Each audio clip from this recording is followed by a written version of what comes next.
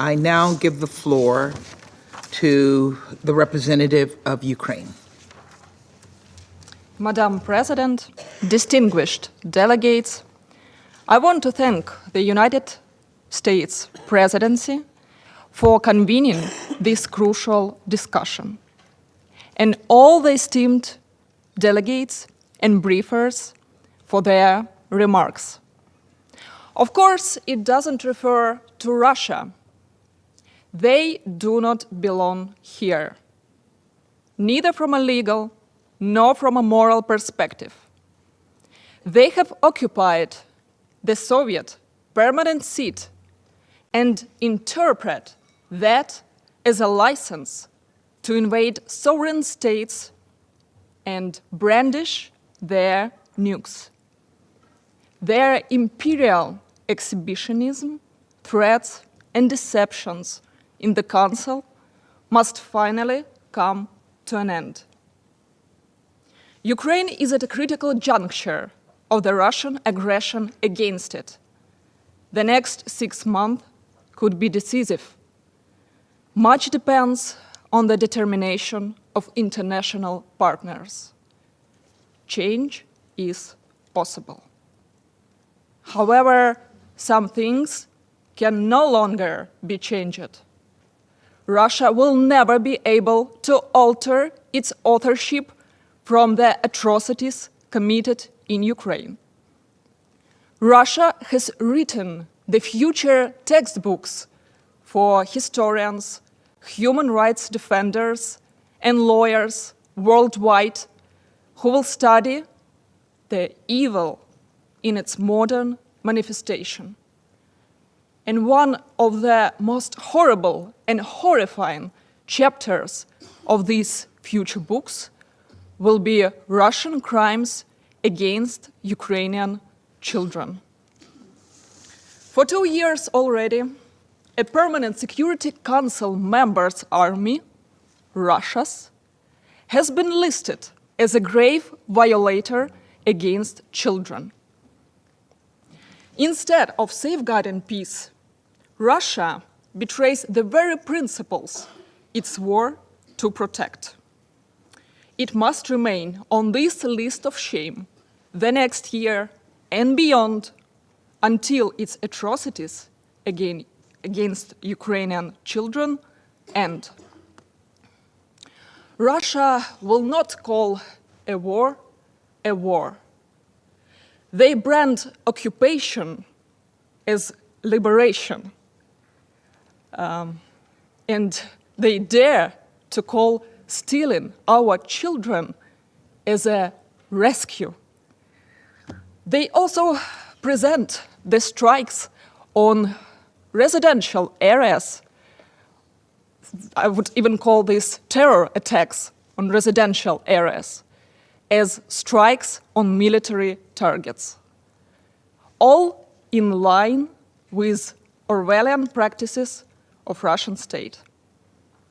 War is peace, freedom is slavery. But no matter how they twist these words, the truth is devastating. This is Russian aggression hits Ukrainian children the most. Madam President, it's a heartbreaking statistic of this brutal war. At least 16 kids lose their lives or get wounded every week. Often, death finds them thousands of miles from the front lines. Think of it. You are just 14. You're only starting to live. And you've got your room, some private space, at last. You're sitting by a window, dreaming. And then you are gone. That's what happened in Kiev this October. A shahed slammed Mariyka Troyanivska's room on high floor. It took her life in an instant. In Lviv, a Russian missile took 4 lives from one family. Yevgenia Bazilevich and her 3 daughters were gone in a moment. The youngest, Emilia, was just 6. We can hardly imagine their father's sorrow. Those weren't military targets. Those were homes many kilometers far from the front lines. Ordinary people, children. This was a cold-blooded murder. We are facing immense suffering and a profound violation of children's rights. It is not just murder, it is torture, sexual violence, destruction of family life, homes, schools, and safety. And let's be clear, we don't even know the full scale of this tragedy. Hundreds of thousands of children remain in Russian-controlled areas, out of reach to us or international bodies. Quite often we know nothing about their fates. What we do know is horrifying. They might be buried under rubble, like those bombed in the Mariupol theater, or those simply waiting for a train to get to safety at Kramatorsk station in 2022. They could be wounded and lose limbs. It's not uncommon. According to the UN agencies, there are nearly 2,000 such cases so far. Sexual violence, including rape, is another grave threat. Among documented sexual crimes Russian military personnel committed against minors, the youngest victim was only 4 years old. 4 years old. Under occupation, victims have no access to medical care, no psychological support, no legal assistance. Unfortunately, we can only collect those facts after the liberation of those territories. Stories of Bucha, Irpin, and Izum remain etched in our universal consciousness. Another testament to Russia's true intent. President, beyond direct violence, Russia systematically destroys our children's future. In Kharkiv, our second largest city, students attend classes underground. Sirens interrupt. Missiles force evacuations. Blackouts bring darkness. This is not learning. This is survival. According to Ukraine's Ministry of Education, nearly 4,000 educational institutions have been damaged. 1 out of 10 completely destroyed. Hospitals aren't safe either. Let me remind you of something. In July, a Russian missile struck Okhmadit, our national children's hospital. For many of these children, this is the hospital of the last hope. Hundreds of children were inside. Children fighting cancer. Children in the middle of surgery. Children desperately needing treatment. They had to be rushed to shelters, to doctors, diet, while saving these children. The Russians have damaged or totally destroyed over 1,600 medical and health care facilities. This is not warfare. This is terror against the most vulnerable. These are war crimes and crimes against humanity. President, because of the war, millions of Ukrainians, including children, have become refugees. This would never have happened without the war of Russia's choice. But there is something even more sinister happening: the largest kidnapping campaign in the modern history. Ukraine is searching for nearly 20,000 children who were subjected to illegal deportation and forced transfer. Yet the actual figure could be much higher. But we can't find it out.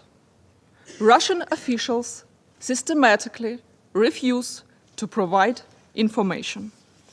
But to give you some idea, Russian Children's Rights Commissioner Maria Lvova-Belova boasted about settling over 700,000 Ukrainian children in Russia.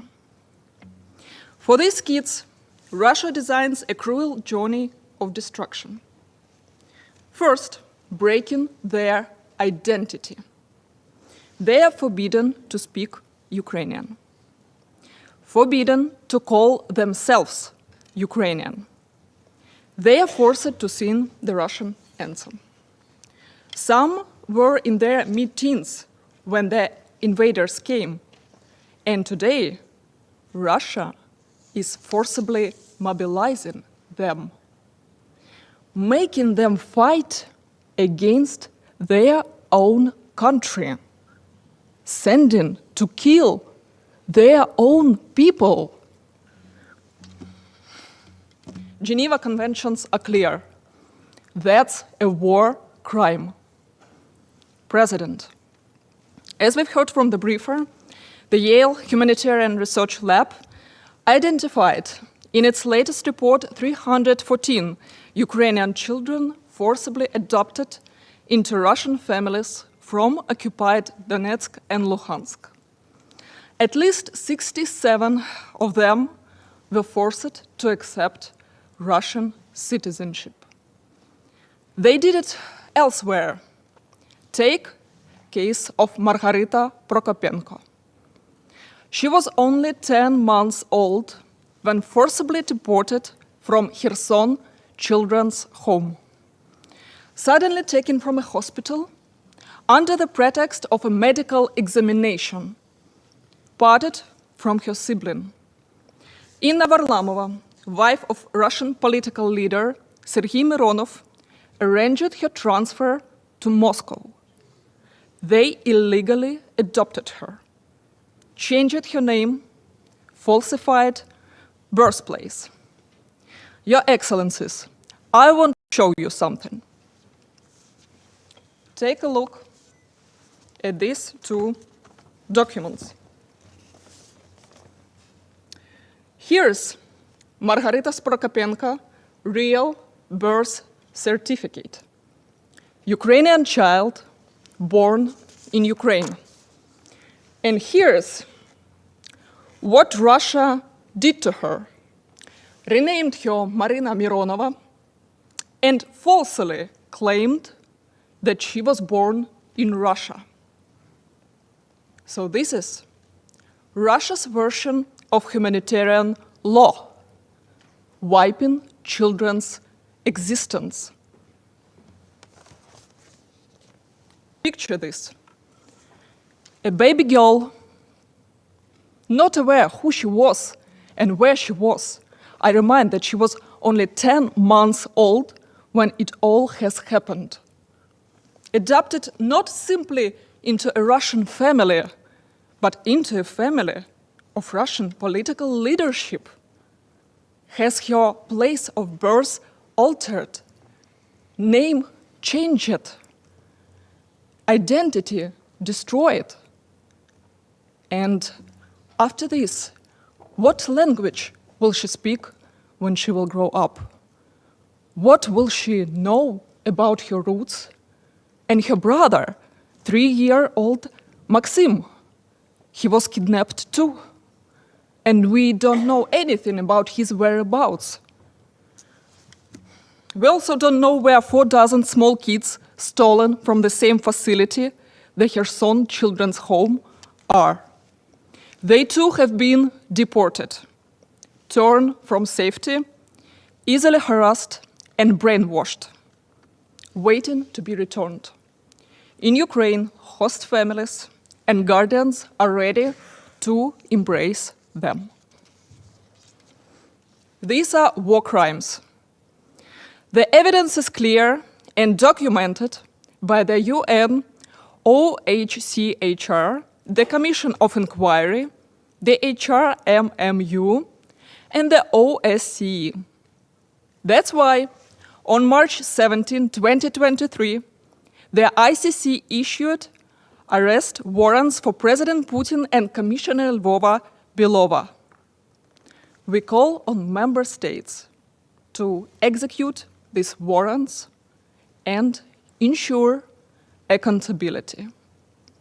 In early 2024, the UN Children's Rights Committee demanded that Russia disclose information about Ukrainian children taken to its territory. Like many demands before, it was ignored. Madam President, Ukraine is determined to bring home every single child forcibly taken by Russia. Every single one. We are not alone in this fight. Together with Canada, we established the International Coalition for the Return of Ukrainian Children, complementing the efforts under President Zelensky initiative Bring Kids Back UA. And now we have 41 nations and the Council of Europe on the board who have joined our cause. Working together, we've brought back 1,022 children. The Montreal Conference produced the vital Montreal Pledge, a set of commitments focusing on returning all captured and deported Ukrainians, especially our children. We commend Qatar, the Holy See, and South Africa for their willingness to mediate. But we need more help, more action, more solidarity. To every nation who hasn't yet joined us, join the Montreal Pledge. Stand with these kids.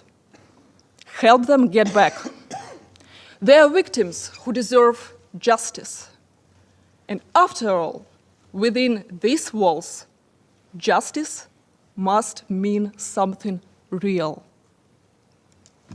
Within CAAC, Ukraine has created a national prevention plan, leading to the unique Joint Prevention Plan. This GPP was developed jointly with the UN, the first voluntary document of such nature under the UN CAAC mandate. Ukraine appointed a national government coordinator. Meanwhile, Russia ignores its obligations. We appreciate Special Representative of Secretary General Gamba and her office, UNICEF, all other UN agencies, and all child protection organizations for their work. We thank representatives of more than 30 diplomatic missions in Ukraine for creating a group of friends to support Ukraine in the CAAC mandate. But more needs to be done. We expect them to continue pressing Russia to comply with its obligations as a child rights violator. Once again, Russia must be forced to meet its obligations under international law. It must be compelled to allow access to occupied territories, stop deportations and forced citizenship, and political indoctrination of children, provide information about transferred kids, cooperate to bring them home. President, Russia understands only the language of force. Russia's aggression alone bleeds and torments our children. Thus, we retain our legitimate right to defend by any lawful means. Yet we strive hard to end this war. But impunity will encourage the aggressor again and again. So we call on the international community to stop Russia and to prevent recurrence. We urge all those who have not yet joined us to actively engage in efforts to bring a comprehensive, just, and lasting peace to Ukraine. Peace based on the UN Charter. Thank you. And one last thing, since Russian representatives are still here, Kherson Children's Home. This is just one case out of many. These kids had to hide in a church basement when your army entered the city. And then FSB found them and deported. You know exactly where these children are. Stop tormenting them. Bring kids back to Ukraine. I now give the floor to the Russian Federation. Madam President, they are children, but they're children. This was said by the Ukrainian public when the self-same children in 2014 were in Maidan, and what they were saying was hang all the Russians up high and throwing Molotov cocktails at law enforcement. But they are children. In one word, became a meme. In a normal Ukrainian township where everyone speaks Russian, where people go to Russia for work, 2 Bandera followers are being placed. 5 years later, all of the young children have become Bandera followers and are marching under the Nazi flags. And this is a witness testimony of one of the people in that village. These former miners are dying or will die in the front to benefit the vain and short-sighted expired Ukrainian president, who took his country to catastrophe, to disaster, so to please the United States and their satellites. In this room, at one of the meetings, we demonstrated the Ukrainian 8th grade geography textbook, Ukrainian textbook, which states black on white that all over geographical areas in which the Gal stem exists, G-A-L, come from Galiciina, which is an area in western Ukraine, in case you don't know. And this covers Gallia, Portugal, and Galilee. If someone here thinks that what I just said was a poor joke, well, we can provide you a possibility of acquainting yourselves with this pseudoscientific pearl of wisdom. I personally know a young man from Ukraine who used this so-called textbook at school and told me that he moved to Russia in part because he was no longer possible to live with this idiocy.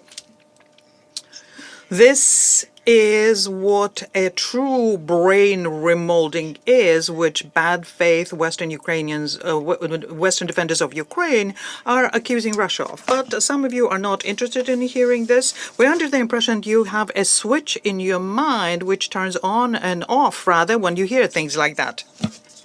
Madam President, we observe that the American presidency has been consistently and knowingly politicizing the work of the Security Council since the very first days of its presidency, trying to help the priorities of the Democratic administration, which just lost the election. Yesterday, we saw an attempt to impose on a meeting requested by Syria, to impose on a meeting a provocative anti-government narrative by bringing in a reporter from the notorious White Helmets. Today, we had to listen to, in this room, to trite and tired and many times refuted falsehoods about the supposedly forcibly deported and abducted Ukrainian children. It's obvious that the United States and their satellites decided to take this topic out of mothballs to shift the emphasis from their recent escalatory steps, which are there to widen and broaden the Ukrainian conflict and which run the risk of a direct confrontation between nuclear powers. And I'm referring to the permission to use the long-range ATACMS and Storm Shadows to strike within our territory, which fundamentally changes the nature of the conflict. Nonetheless, they will have to talk about this at the meeting that we requested for the 20th of October, specifically for that. The intent of the American presidency seems to be that the meeting today is to have a very strong emotional impact because no one can remain indifferent to the fate of innocent children. And the fact that our colleagues are unable to provide documentation proof of their allegations because what those allegations are deliberate and targeted falsehoods. But this does not deter any of the initiators of this meeting, nor are they deterred by the fact that a number of facts important to assess the situation in the context of the crisis, a number of these facts were not included in the statements made by the organizers of this meeting and will not be included in the statements which will be made by the Western colleagues. Let me try to rectify this since we are here meeting today. Indeed, in the course of any conflict, children are one of the more vulnerable categories, and the need to protect them is not something that anyone ever questions. But this is a topic that cannot be approached selectively. We cannot forget that the issues having to do with children's protection in Ukraine started soon after the anti-constitutional coup on Maidan in February 2014. Then the nationalist and neo-Nazist Kiev regime, which came to power with the help of the West, turned against the Russian-speaking people of the country, including children. These children and their parents not only were denied the right to be educated on their language, but attempts were made to deprive them of their national faith and historic identity, and to remold their brain, as I've just said. Why is it that no one mentioned that? No one amongst the self-appointed experts on the topic of children.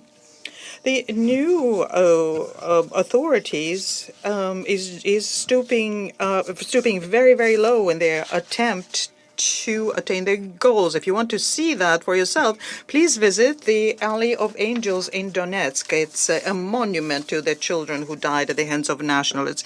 According to approximate data, 24.5 thousand Donbas children have died as a result of Ukrainian shelling since 2014.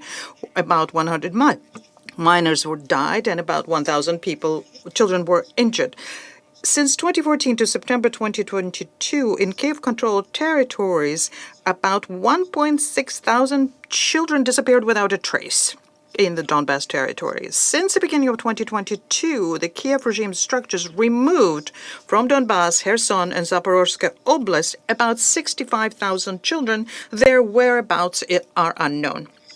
And now, despite the will of their parents, many of whom prefer waiting for the Russian troops to come in, the regions under Kiev control see minors forcibly removed very frequently, and their trace then goes cold. And of course, we will not hear a word about this disgraceful situation today.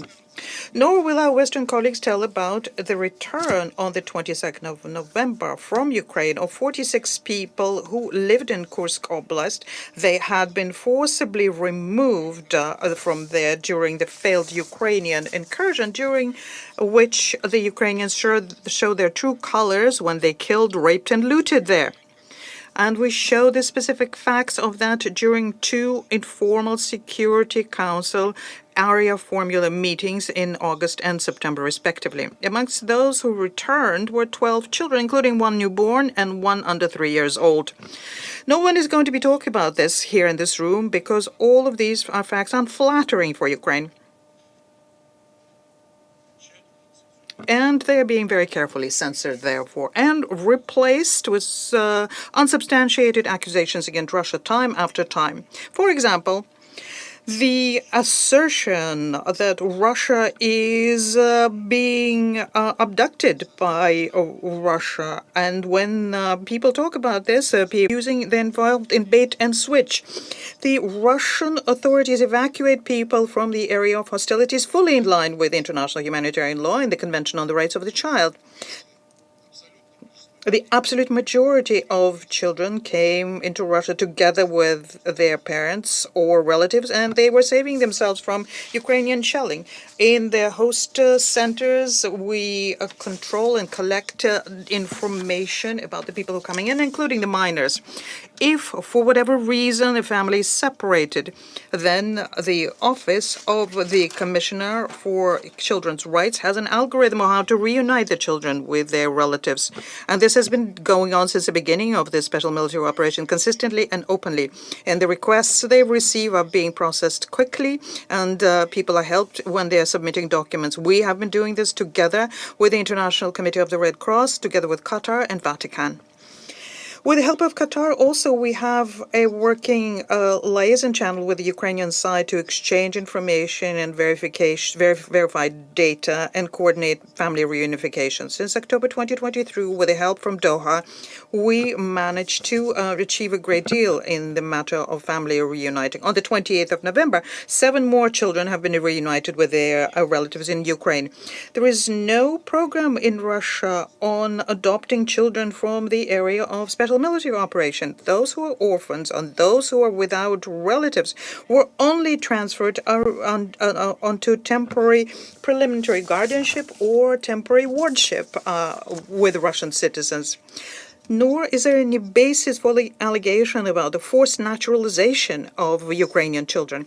The decree on the streamlining the citizenship procedure, which is usually used when this accusation is being made, provides an opportunity to obtain Russian citizenship for humanitarian reasons. It does not require the denunciation of Ukrainian citizenship, but allow people to receive social protection under federal regional law, makes it easier to, for example, receive education in Russian institutions of education. Other accusations are being made, but they are so absurd and so unsubstantiated that there is no point on dwelling on them here. All the more so since the proof basis for those who are trying to smear Russia is coming apart at the seam. The so-called forcibly taken from Russia minor children turn up in European countries all of a sudden. For example, 160 Ukrainian children, and Kiev was in a rush to accuse Russia of it, turned up in Germany very recently. Colleagues, all of the information that I've just told you is publicly available. But because these facts are inconvenient for the collective West and the Ukrainians, they are being consistently ignored. But we have gotten used to that because the United States and satellites are not interested in the truth. What they're interested in is in accusations against Russia. No one is in a hurry to prove the veracity of such accusations. Nonetheless, I hope that the sensible colleagues on the Council will register at least something from what we have been saying. Furthermore, I would like to express the hope that the United States delegations, who has put on the mantle today of the protector of the Ukrainian children, will, before the end of this presidency, have a similar Security Council meeting on the issue of the children of Gaza, where already more than 17,000 minors have died. Madam President, the main and essentially the only threat to Ukrainian children results from what is being done by the Kiev regime, because the regime sees in them future cannon fodder, which will be used when older Ukrainians will be no more, the ones that are being sent by the expired Kiev ringleader today into the senseless meat grinder.